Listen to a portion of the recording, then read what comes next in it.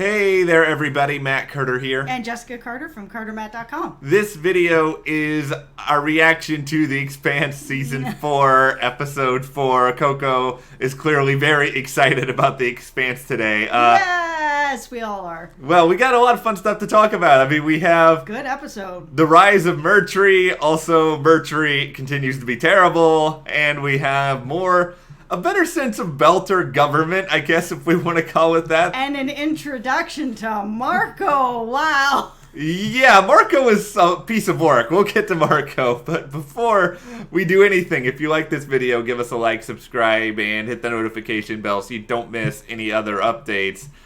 So, I guess we'll start with New Terra, just because there's so much stuff going on there. Now you want to go. And, I mean, ultimately, Mercury's a bad dude. Like, that's the most generalized statement of all time, but... Yeah, he is on a warpath. New Terra is like the Wild West out there. Even just that scene near the end when it was this long shot and there was like Holden on one side and Mercury on the other side, and it was just from far away, and you just watch Holden walk all the way across and just give him a punch right in the face. Something that I think we all just felt.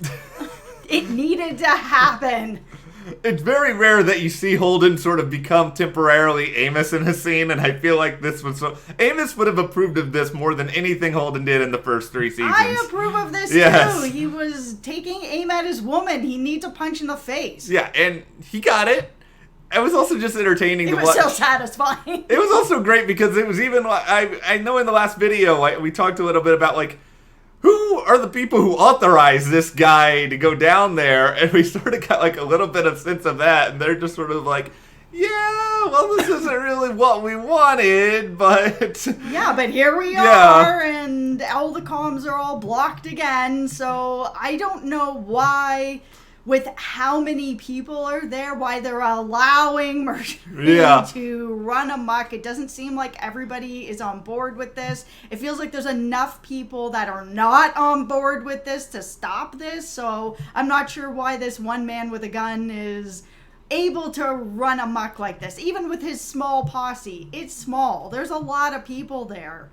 Yeah, and why can't there just be somebody form a government? Like, somebody try to do something here to organize things. If Belters and non-crazy people on Mercury's team can come together, they could probably figure something out. Well, and now that Holden is punch Mercury in the face, I mean, he's killing people for all kinds of the same types of reasons. I mean, yeah, he didn't kill anybody, but, you know, Holden has now punched him in the face, so...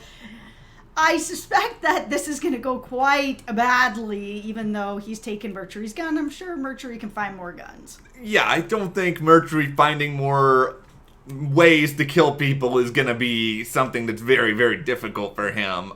I just feel like, in general, this storyline, it's interesting in a way because you have these Belters who want to call this place their home. And, you know, they've been through a lot. I'm not going to take away from them their desire to call this place their home, even in the slightest. But then you also have these other people who are sort of coming there and being like, this land is for this purpose. And the Belters are kind of just unwilling to sort of waver past what they believe it is. And it's just... You've got two groups of people that don't seem to realize that if they could find a way to come together, at least maybe like 50% of their problems would be solved, but... Absolutely. This planet is big enough for all of them, but of course it is human nature to just want, and we want it for our own, and you can't have anything, and... They've long wanted the Belters to not really be part of anything, even though now they do have a seat at the table. They still don't want them to have much more than that. Yeah, and I mean, I think eventually something's got to give here one way or another, but I think it's pretty clear we're a little ways away from that. But it's also kind of weird to have Amos away from the crew. Yeah. It was very strange that Amos was away from the crew, and also very strange that, you know, his most notable scene is basically just like him trying to get, I guess, treatment and him not being... What a surprise that Amos is a terrible patient. Yeah, no surprise there. Yeah, so, I mean, not a lot of Amos in this episode, which, you know, as the self-appointed head of Amos's fan club, I am very disappointed in, but...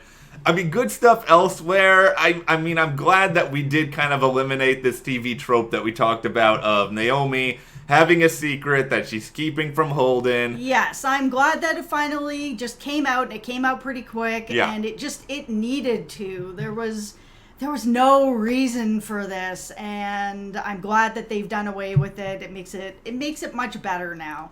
It makes it much better. I mean, the writers put themselves in a tough position with this because now it's all of a sudden, okay, well, now we have to have Holden and Naomi apart from each other, which isn't everyone's favorite, but it's also like, okay, well, now we don't have to, like, sit through the rest of the season with this insufferable, like, secret storyline playing out, which I understand it for an episode. I'm not going to get mad at them now that that's already been resolved, but yeah, it's just, I think I expect more more from this show. This show has set the bar impossibly high because the writing is so good, the stories are so good, the characters are so good. Everything about this show is so good that when I do see something like this TV trope, I'm just like, no.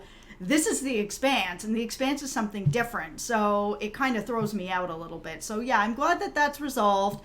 It's going to be cool and interesting to see Amos and Holden as the only two team members there now. We don't get a lot of just the two of them. I know they're not together right now, but I'm sure Holden's not going to leave them to the wolves to be like, sorry for your luck, dude. This is a dangerous situation in some ways because you've got Amos, one of the most impulsive members of the team. Yep. And then also the guy who's speaking to imaginary Miller, who's not really imaginary to him. Yep. These are the two people you're putting in charge of everyone. Yep. And Naomi and Alex are kind of the voices of reason. And they are not there right now. But in this type of situation, it feels like voices of reason are not able to really come into play. Things are a bit like the Wild West, or, it's just kind of the way it is. You gotta fight fire with fire, or fight punches with more punches. That's right. Well, I have a theory as to what's gonna happen here. I'll give it to you now, and maybe we'll be completely blown up when we watch the next couple of episodes. Alright, so we know now that the Rossi, they've got Naomi, Alex is there, and you've also got Lucia, who been through a lot, clearly, in her time at New Terra. Yep. Is it possible that they go back all the way back to Earth? This is how we get Christian sort of mixed up with everything, because you have now a character witness basically in everything that is going on there. I feel like if that was going to happen, that Christian is going to have to come to them, because now you've got two Belters on this ship. Naomi's already not doing well from being on a planet. I don't think she can go to Earth. I think if we can get Christian to just get back on that fancy ship of hers and meet them halfway, I would love to see more of that. Okay, I'm going to change my theory slightly then, because I forgot that she probably can't do well on Earth. Okay. All right, let's hear it. Naomi goes with the Rossi. Yep. She guards the Rossi while Alex carries... hopefully she's better by the time she gets to Earth. But Lucia and Alex go to Earth. They have their conference.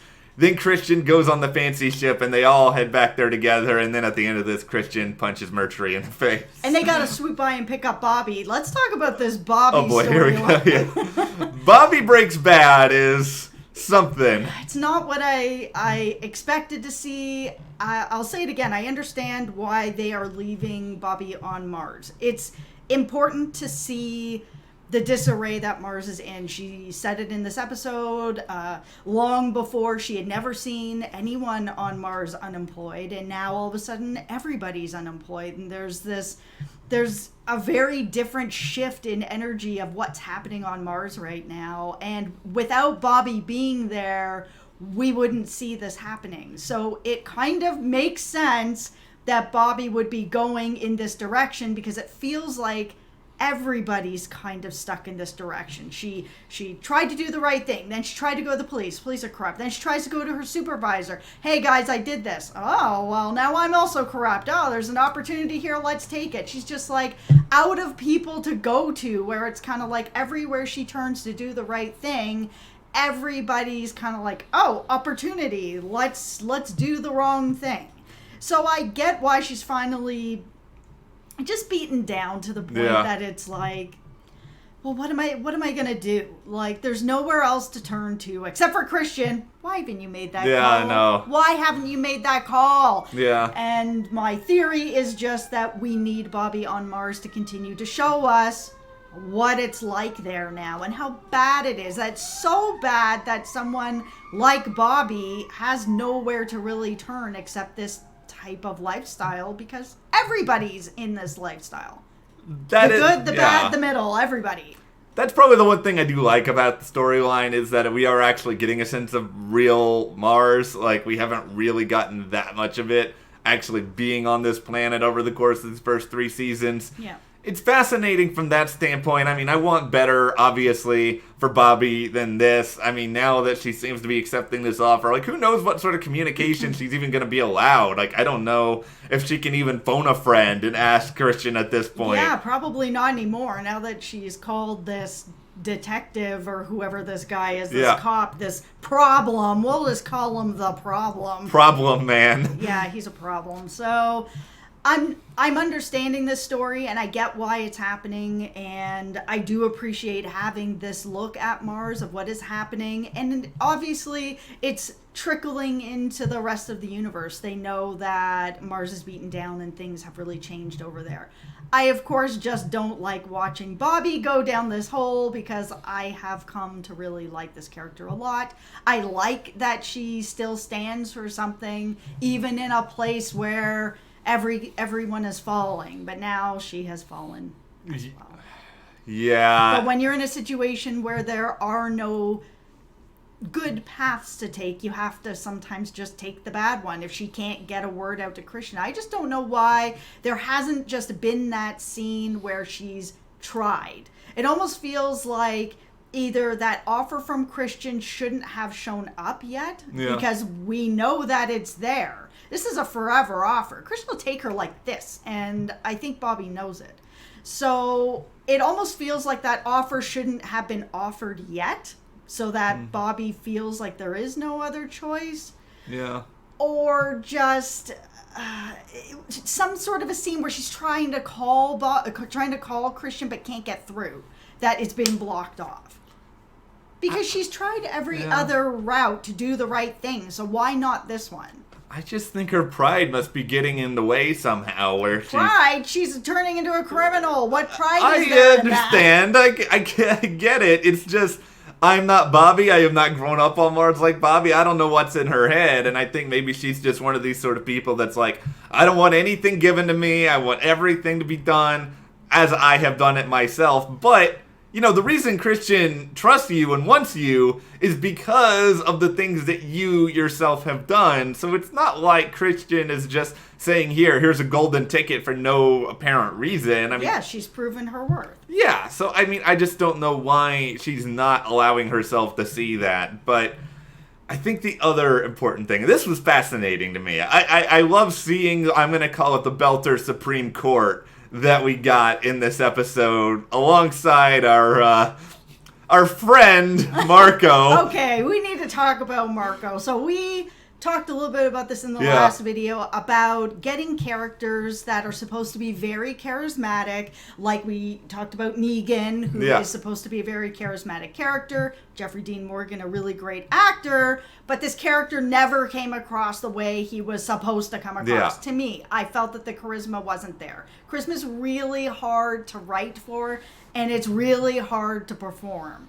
So a good example of charisma that did work is, if there's any Vikings fans out there, you already know I love this show, but they did charisma really well with Travis Fimmel and his character of Ragnar. Very charming, very charismatic, could give a lot without saying a lot, but when he spoke, it was like warm milk on top of everybody. Everyone's just like, yeah, whatever you want, Ragnar. That is happening with Marco. The casting of Marco is incredible. I don't know this actor. I haven't seen him before. Now I'm a fan. I love him. He is a really good cast. the writing for this, so good. He is so charismatic. When they were like, oh, we're gonna give him a moment to talk, I was just like, oh no, don't do this. This is so bad. He's only spoken a little bit so far, and already I'm like, yeah, Marco, okay, I'm on board with what you're saying. This is not good. Don't let him talk. No. And they shouldn't have let him talk, because here we are. I'm gonna make a comparison in a similar but different sort of way.